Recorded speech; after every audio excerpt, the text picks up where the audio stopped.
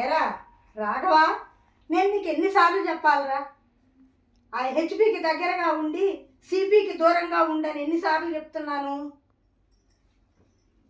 అలాగే లేరా, నువ్వు చెప్పినట్టు ఈసారి నుంచి వింటాను.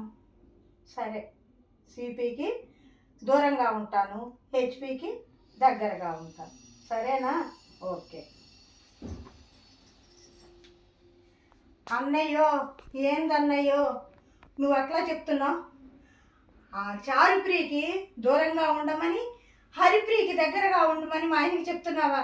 ఇట్లాంటివి చెప్పి నా సంసారం కూలగొట్టేటట్టున్నావు కదన్నయ్య. ఇట్లాంటివి చెప్తారా?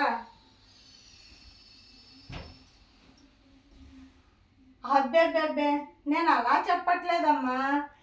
సిపి అంటే సెల్ ఫోన్కి వాడిని దూరంగా ఉండమని, హెచ్పి అంటే ఆరోగ్యం, హెల్తీగా ఉండమనమని చెప్తున్నానమ్మా నేను వాడికి.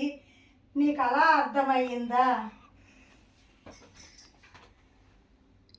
సారీ అన్నయ్య, నువ్వు అట్టా చెప్తున్నావు అనుకున్నా. చారుప్రియ హరిప్రియ అనుకున్నాను నేను.